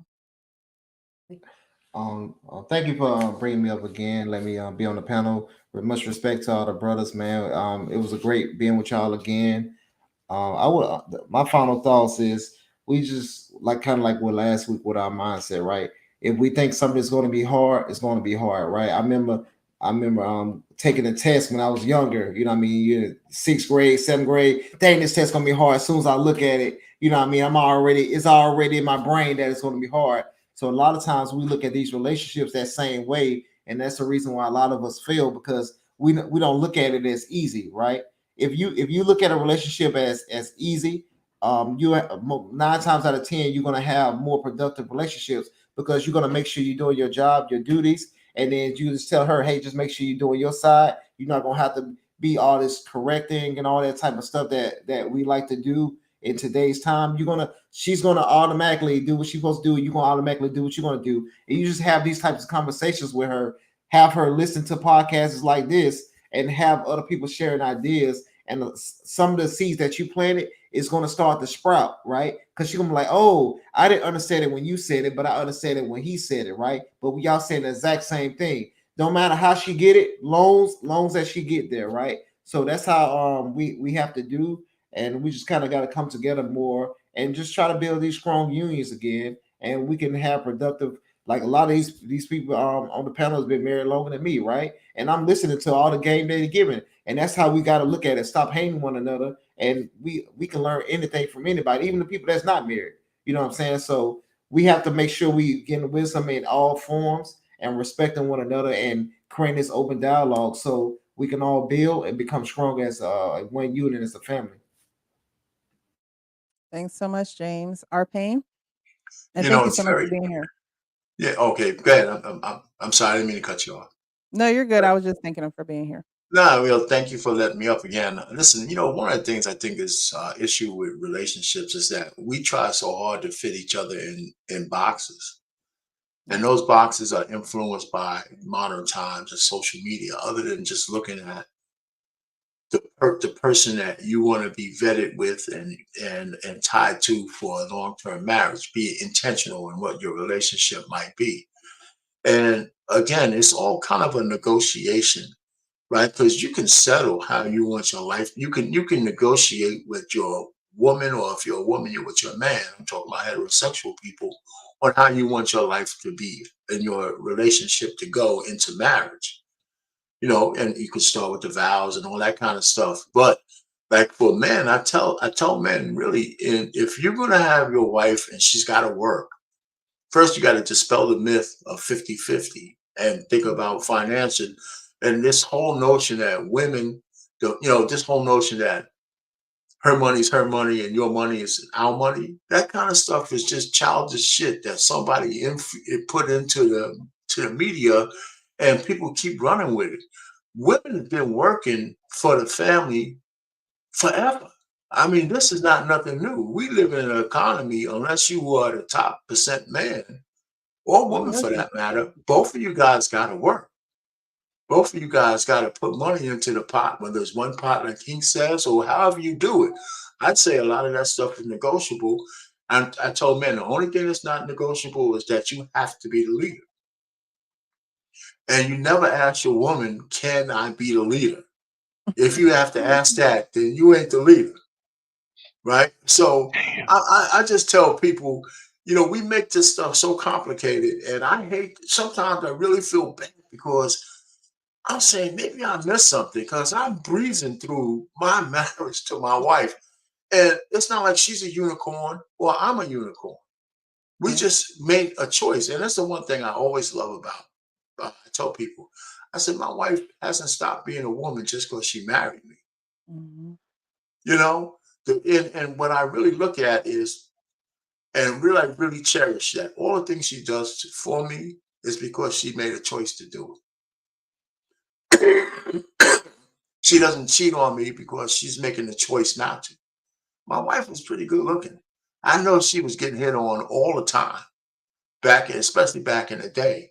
But she didn't have to come back and tell me about it. But I just know she had worn those off because she's one of those kind of women. I know pretty much her spirit. She can't serve two masters, Mhm. or more than that. She She just couldn't. And so I just think that we complicate this thing. If you're a man and you find a woman who wants to be married, who desires to have a family, you'll negotiate out how you're going to do it. And your marriage doesn't have to look like anybody else's marriage. Just keep them out of your business.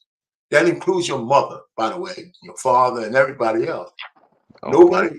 Nobody needs to be in that. So I'm just saying we complicate life because we think we live in modern times of social media. We got to behave some kind of way. That's just horseshit. Right. You don't have to do that. And anyway, and I'm gonna land it there. But hey, James, listen, man, you guys put out a video like 5 days ago, and I was crazy enough to answer a question on there. I replied to that video about the guy and his wife. I'm still getting people hitting me up for my answer. I swear. So I'm a member of your channel now, man. People hit me up every single day, of what I said in there. I don't know if you guys saw that or not, but no, I'm going to check it out. Appreciate that. It was the one about I'm gonna be real quick. It was about the one with the guy said that if his woman wanted to get a job, but her boyfriend was the new boss. Oh, okay. I responded to that one. Okay, and I I'm said, going to check it out. I said, yeah, my response was that she mentioned that she was just his girlfriend, no other information. I said, she doesn't owe him any allegiance by just being his girlfriend. You don't want her to work for old boss, you got to put a ring on. You got to promise that woman. You could ask that of a wife, but you can't ask that of a girlfriend. At a difference, and a lot of guys came back at me. I said, listen, this is the biggest mistake I think women make by acquiescing to men's desires without making men commit to them. That's why you get in these 5 and 10 and 15-year relationships and you got nothing to show for it. And I think that's a big mistake. If there's one thing I tell women, a guy, if he wants you to be his wife, it ain't going to take him 100 years to want to marry. Facts. And that's a big issue that Kayla Nicole is having because Kelsey moved on. She wasted 5 years on this dude. And she's bitter over that. And, actually, I don't blame her because nobody told her that this guy he got everything he needed out of you for 5 years. So I'm going to it's not just the purpose of this show. And, so anyway, James, go back and look at me. I got like 200 likes on that daggone thing and like 40 replies. I'm having fun, by the way. So anyway, it's cool. Anyway, I'll end it there. Hey, good show. I'm glad to come out here with you fellas, man. It was some good conversation. Thanks, Arpane. I appreciate you. Alrighty, Hank, closing final thoughts. Yeah, we're gonna have to put a clock on Arpane's. God damn, brother. But yeah. I'm doing my Ike. I'm doing my Ike. Goddamn. Ike must be driving tonight. Shots fired. But yeah, as far as the close mark on this, great show. I appreciate you.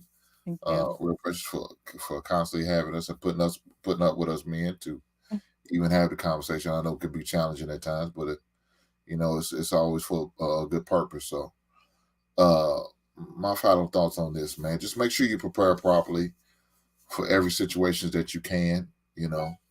Make sure you try to prepare your children, if you have any, for the situation at hand. Make sure you inform them, let them know what the process is, even when you're going through it, the tough times, like surgeries like that and procedures, there's a chance you may not come through. There's a chance. These things are in line. This is what's going to happen. This is how we're going to move. You got to prepare yourself for that. I mean, I know when I had my colonoscopy, one of the things I had to deal with, and they showed my ex-wife that if for some reason he doesn't wake up from this procedure, because it's possible. When they put it under anesthesia, it's a possibility you may not wake up. So, those are the little things, that was probably like the first reality check that we really had to really deal with of come through that. I didn't think about that at all, but they're correct. It could happen. So just make sure you're prepared in all situations. as much as possible. Now, as far as emotionally, I know it's going to be kind of hard because you can never prepare that for 100%. But just definitely have the conversation with the children and with your spouse. What's the plan going to be if this and this happen? So make sure you prepare as much about financially and mental emotions as possible as you can, and go from there. So. All righty. Thanks so much, Hank. Thank you so much. Mr. Harris, final thoughts? Yeah. Thank you for having me. It's a pleasure, as usual. Fellas, appreciate y'all as usual. Hank, my brother, Arpain, appreciate you. James, you know it. King Smith, appreciate y'all, man, so much. Y'all have no idea. And my final thoughts would be for the missus, man. Just like I said to you, it's my pleasure, Pressure. And it's my pleasure, Mrs. Harris. It's my pleasure to do what I do because of the way you curate my home, the way that you produced my children, the way that you show them the value of a man by having them love me and telling them what I do, just the things that you do every day. It's my pleasure to do what I do. And I think that's the sickness and the health part of it, and the death do us part of it, and the richer or poorer, and the forsaken all others. I know it's a choice. Yeah. I know she could have whoever she want. I know I can grab somebody out there. I know. But this is we chose to be with each other, and this is the thing that I say about relationships, like out of the billions of people, the person you choose is the person you badmouth, the person you choose is the person you disrespect, the person you choose is the person that we got to evaluate whether I'm paying 50 or 100 or 25, or we got to evaluate this with the person that I chose to be with. You could just choose somebody else. That these things are not a problem. So again, it's really for me the not a problem that Mrs. Harris is my lawyer. It's not a problem for her to speak up for me. It's not a problem for her to go to bat for me. She doesn't mind. So, you know, fellas, ladies, grab somebody that doesn't mind, the intangibles, that doesn't mind the tangibles, that doesn't mind when we in a rough spot, as long as we get through it together, as long as we continue to have integrity and character and morals. I think we can go up and beat anything. We humans. So, y'all are worth it, everybody, and you got to feel it before anybody else. You got to know it before anybody else. You deserve reciprocity. So look for that person that's willing to put that into you. And again, thank y'all for having me, man. It's always a pleasure. God bless and good night. Thanks so much. All righty. Last but definitely not least, my co-host, the actual King Smith. Final thoughts, sir. So, final thoughts for today's subject. I'm aware of somebody who he is looking for a wife, and this person's parents are on him about saying that it's not as hard as he's making it.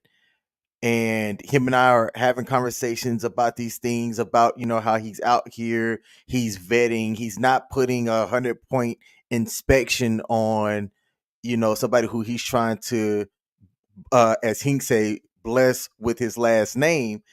Yet he is having to kind of deal with some of the harder parts about, and I'm doing air quotes, modern dating that there is out there, with finding someone that can show you or give those intangibles that can possibly, because it's hard to be able to see devotion until you go through something, right?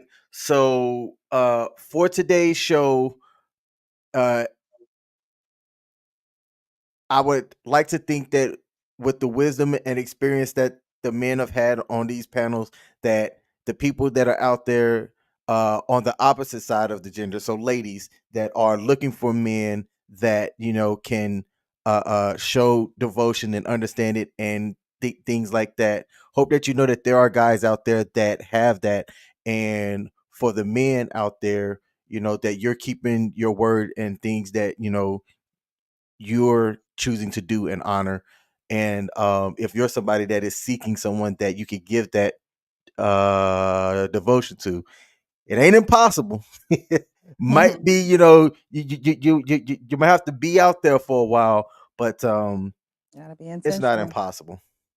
It's not impossible. Gotta That's be all I have. intentional.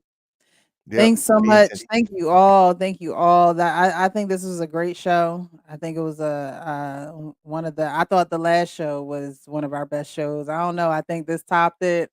You guys are awesome. I really appreciate your wisdom, your experience, you being hot, honest, open, and transparent, and just being open to share, what's on your hearts and what's on your minds about marriage, for sickness or in sickness and in health. Actually, next week we're going to do to love and to cherish. So that's going to be the next vow. We're almost done. Um, because after that we have from this day forward until death do us part, so that'll be our final one. So we have 2 more shows in this wedding vow series. Again, I thank you guys. If you are available tomorrow at 8 p.m., I am doing a live Q&A on my Patreon. This will be like an opening introduction to my Patreon. I want to know about the people that are signed up for it. I want you guys to know about me. So I'm going to do a live. It's going to be probably around maybe it's going to be at 8 p.m. Eastern, but maybe like a 30-45 minute little session that I'm doing. So definitely join, sign up if you're interested. The Patreon is a hot community, honest, open, and transparent. We have these conversations all the time. But that's going to be a little bit more of an intimate where you have access to me. We have these conversations. I put up some inspiration, knowledge, wisdom, and things that I have learned, and I'm going to be sharing some wisdom that I have learned along the way, about just being your real self, about being honest with yourself, so you can be real with others. I always say that, right? Be real with yourself, so you can be real with others. And sometimes you don't have an accountability partner to do that with, or sometimes you have too many biased opinions around you where you can't even, detach yourself or start to think differently because you're stuck in your mindset and what you've been thinking and the people you've been around. And so I'm just offering that community for anyone who wants to sign up, men, women, doesn't matter. It is there. So the link is posted to the top of the chat. But I definitely do appreciate everyone who has come this evening. Definitely come back next Monday at 9 p.m. Eastern because we're going to be back at it again. But y'all already know, I always say at the end of my shows, be real with yourself so you can be real with others. You guys have a great evening. Thank you so much. Bye bye.